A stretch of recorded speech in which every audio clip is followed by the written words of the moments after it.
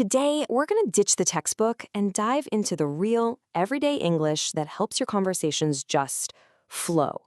Let's get right into it. You know that feeling, right?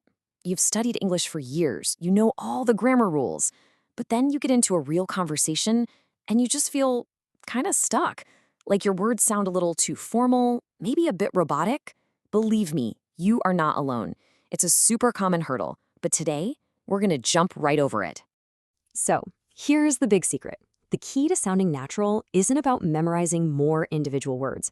It's all about learning the phrases, the expressions that native speakers use without even thinking about it.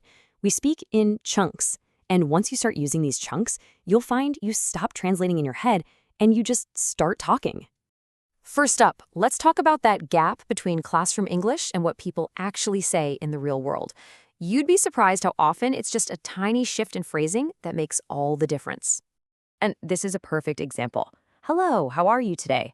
I mean, it's perfectly correct, nothing wrong with it, but it feels a little stiff, doesn't it? Hey, how's it going? Is so much more casual and friendly. It's what you're way more likely to hear. And that small shift completely changes the vibe and helps you connect. Okay, so let's start building our toolkit. Seriously, mastering how you start and end conversations is a total game changer for making those great first and last impressions. What's so great about this is it shows that context is everything. With a friend you see all the time, what's up is perfect.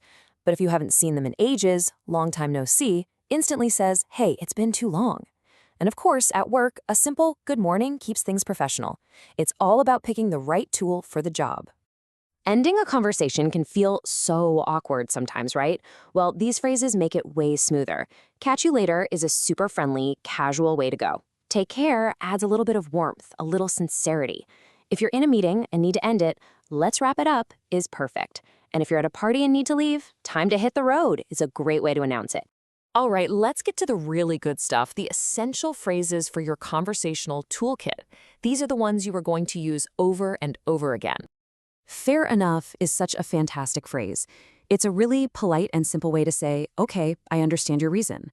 So if your friend says, sorry, I can't make it tonight, I've got to study, you can just reply, fair enough. It shows you get it, you respect their decision, and you don't need a long, drawn-out explanation. Ooh, I love this one. Instead of making a super rigid plan, you can just say, let's play by ear. It just means you'll be flexible and see how things go. It gives off this really relaxed, easygoing vibe that's just perfect for casual plans. We've all had to cancel plans. Something came up is the perfect way to do it politely without having to share all the private details.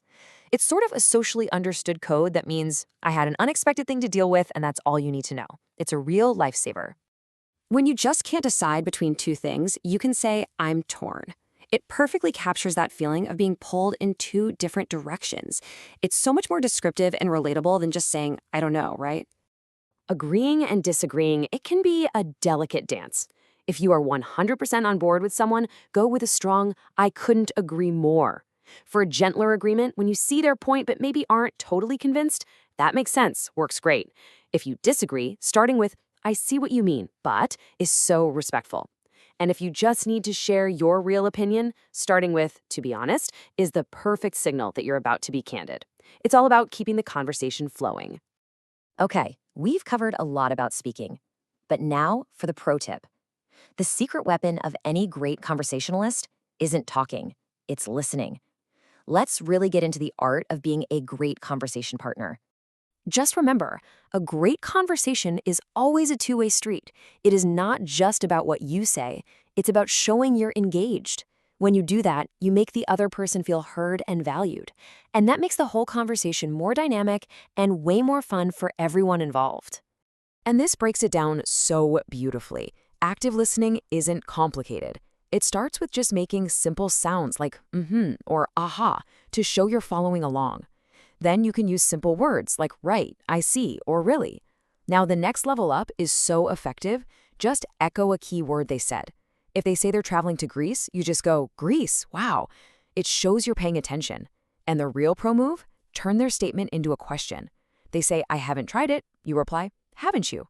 That invites them to say more and shows you're genuinely curious. So we've covered a lot of ground here.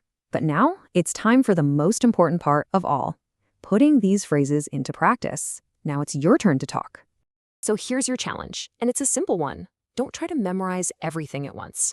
Just pick three phrases from this explainer that you liked, and make it your goal to use them in a real conversation today. And remember this, the goal is not to be perfect. The goal is to communicate and to connect.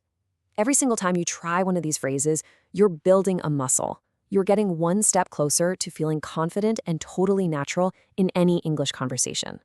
So, don't wait. Think about who you're going to talk to next. A friend, a coworker, the barista at the coffee shop. Which phrase are you going to try? The best way to learn is by doing. So, what conversation will you start today?